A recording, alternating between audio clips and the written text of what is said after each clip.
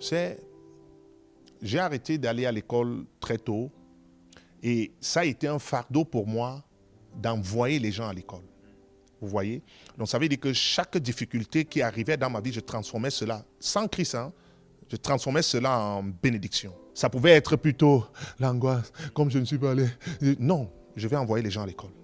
Vous comprenez, c'est comme ça on brise les limites. Donc, arrivé maintenant en Christ, le Seigneur m'a gâté avec la grâce. En tant que footballeur, je ne souffrais pas. Je jouais au foot, on me payait tout. J'étais très jeune, 10 ans, 11 ans. Les gens venaient me chercher chez moi pour m'amener manger chez eux. Je joue jusqu'à la journée, on revient me déposer. Ça veut dire que je n'ai jamais connu ça.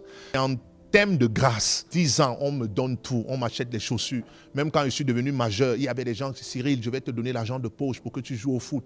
Mon président m'a appelé vivre chez lui. En fait, c'est la grâce de Dieu. Donc maintenant, en tant que prophète, maintenant quand le Seigneur se révèle à moi, je vois encore des grâces extraordinaire. Mais une chose que je n'avais pas analysée dans le ministère, c'est qu'on ne donne pas les choses facilement. Donc, comme Dieu m'a trop donné, je donnais ça facilement. Il y a les gens qui venaient à l'église qui étaient étonnés. Tout le monde voulait aussi être pasteur parce que c'était trop facile.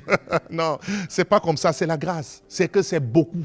C'est trop de grâce. Mais Père, je suis toujours allé vers eux. On ne m'a jamais suivi en tant que chrétien. Non, vous comprenez ce que je suis en train. On ne m'a jamais suivi en tant que chrétien. Donc ça veut dire que comme je n'ai pas eu ça, le suivi en Christ, j'ai refait comme dans mon enfance. Venez, je vous suis. Mardi, rendez-vous. 2 heures de temps, 3 heures de temps, 4 heures. Et les gens finissent par même se dire que mais il y a vraiment la grâce ici. Oui, mais parce que quand les gens passent beaucoup de temps avec toi, les gens finissent par se dire qu'il n'y a rien. On va chercher ailleurs. Mais pourtant, j'étais en train de donner ce que je n'ai pas reçu. Mais on doit donner normalement ce qu'on a reçu. Ce que j'ai reçu, c'est que c'est Dieu. Je veux quelque chose, je me bats. Je veux quelque chose dans la main de mon Père. Je pars, je demande, je cherche, je désire. Et donc, si je donne autre chose, je suis en train de donner ce que je n'ai pas reçu.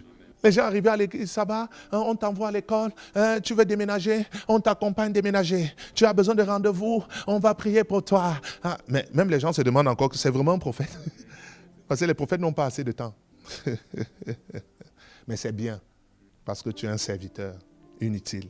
Ça te permet aussi de bien voir les gens qui sont à l'église. Parce que les gens aiment beaucoup plus les mercenaires. Mais quand tu as le Saint-Esprit, tu aimes les serviteurs. Quand tu as le Saint-Esprit, tu aimes les serviteurs. Ouais, tu aimes les serviteurs.